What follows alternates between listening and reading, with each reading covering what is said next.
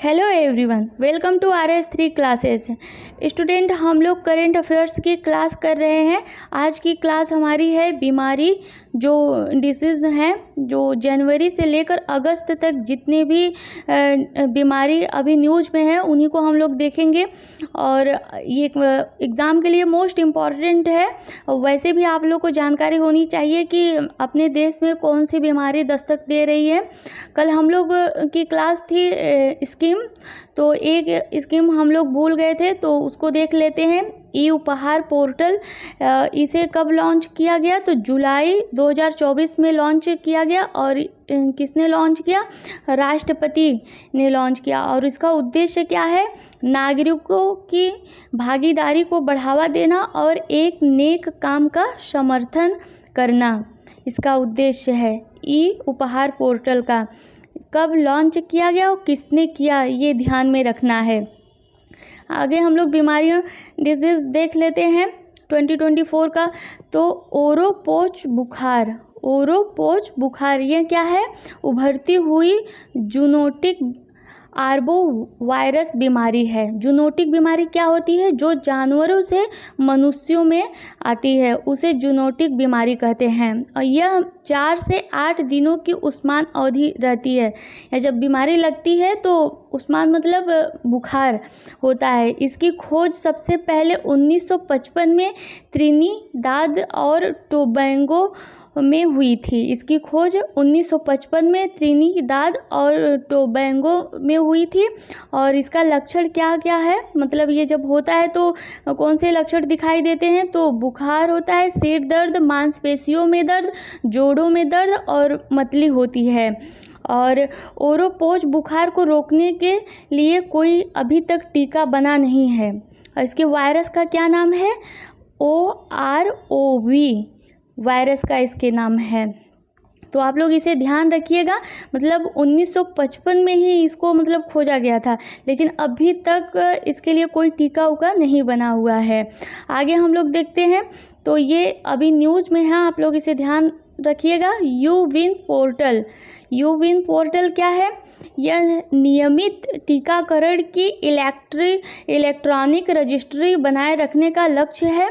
और यूविन पश्चिम बंगाल को छोड़कर सभी राज्यों और केंद्र शासित प्रदेशों में पायलट मोड में है यूविन पोर्टल। और यह डिजिटल तरीके से वैक्सीन की खुराक का समय पर प्रशासन सुनिश्चित करेगा। और इसके तहत ही मिशन इंद्रधनुष 3.0 चलाया गया था, तो यूविन पोर्टल के तहत।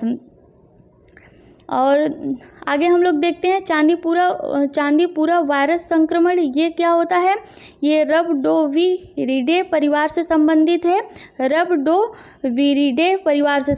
है। चांदीपुरा वायरस यह मुख्यतः फ्लेबोटोमाइन सैंड फ्लाई और फ्लेबोटोमस पापाटासी जैसी सैंड फ्लाई की कई प्रजातियों द्वारा फैलता है। और वायरस इन कीड़ों के लाल ग्रंथि में रहता है। और पहली बार इसे 1965 में महाराष्ट्र में डेंगू और चिकनगुनिया के प्रकोप की जांच के दौरान अलग किया गया था। इसे 1965 में महाराष्ट्र में डेंगू और चिकनगुनिया जो होता है बुखार के प्रकोप की जांच जब हो रही थी तभी इसे अलग किया गया था, चांदीपुरा वायरस संक्रमण को। वर्तमान में यह कहाँ देखा गया? तो वर्तमान में यह गुजरात में इससे 10-15 बच्चों की मौत हुई। आगे हम लोग देखते हैं हैजा तो आप सभी लोग जानते होंगे, कॉलेरा जिसे कहते हैं। यह एक जीवाणु जनित बीमारी है जो गंभीर दस्त और निर्जलीकरण का कारण बनती है, जो आमतौर पर पानी में फैलती है। निर्जलीकरण मतलब कि शरीर में से पानी सूख जाना। और ये जो गंदा उंदा पानी होता है उसी की वजह से ये कॉलेरा होता है। और मुख्य लक्षण इसके क्या है? दस्त और निर्जलीकरण है। यदि तुरंत इलाज न किया जाए तो यह घातक भी हो सकती है। और दुनिया के उच्च आय वाले देश लगभग 150 वर्षों से हैजा मुक्त हैं।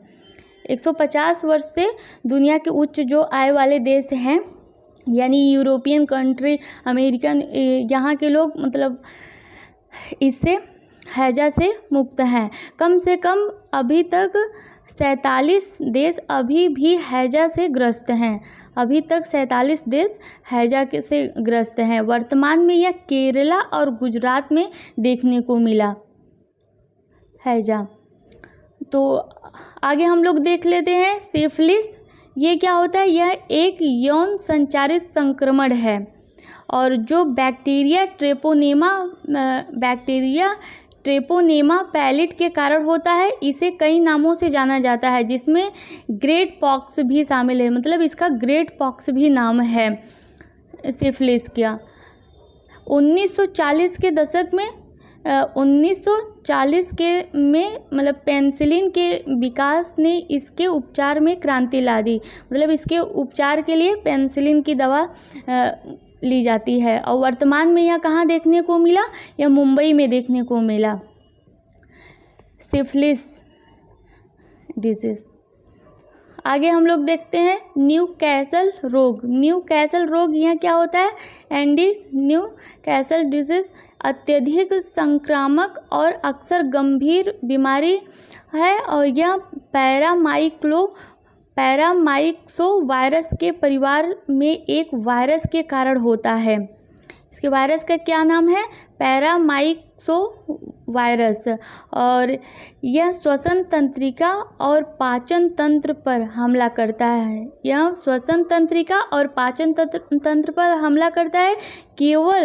केवल यह पक्षियों को प्रभावित करता है और अधिकतर सीधे संपर्क से फैलता है और एनडी के लिए कोई उपचार नहीं है। इसके लिए कोई उपचार अभी तक नहीं बनाई गई है। ये न्यूकैसल रोग का यह पक्षियों के द्वारा फैलता है और केवल पक्षियों में ही होता है। और हंटा वायरस के बारे में तो लगभग हमेशा ये न्यूज़ में रहता है। यह चूहे के द्वारा फैलता है। अभी यह अमेरिका में देखने को मिला हंटा वायरस है। और दुर्लभ रोगों के लिए राष्ट्रीय नीति, जब इतने सारे रोग होंगे तो राष्ट्रीय मतलब देश में कोई ना कोई नीति तो बनाई ही जाएगी। जैसे कोविड में तो स्वास्थ्य और परिवार कल्याण मंत्रालय द्वारा 2021 में एनपीआरडी लॉन्च किया गया। इसका उद्देश्य क्या है? दुर्लभ बीमारियों के इलाज की लागत कम करने के लिए, जैसे जो गंभीर बीमारियां हैं उनको लागत को कम करने के लिए इसे बनाया गया। और स्वदेशी अनुसंधान और दवाओं के स्थानीय उत्पादन पर ध्यान केंद्रित करना और प्रारंभिक अवस्था में बीमारी की जांच और पहचान करना। दुर्लभ रोगों के लिए राष्ट्रीय नीति बनाई गई एनपीआरडी के द्वारा। तो स्टूडेंट आप लोग इसे 1 से 2 बार ज़रूर देख लीजिएगा। एग्ज़ाम के लिए ज़रूरी है ही और वैसे भी आप लोग को जानकारी होनी चाहिए। तो आप लोग को क्लास पसंद आए तो लाइक, सब्सक्राइब, शेयर, कमेंट ज़रूर करिएगा। धन्यवाद।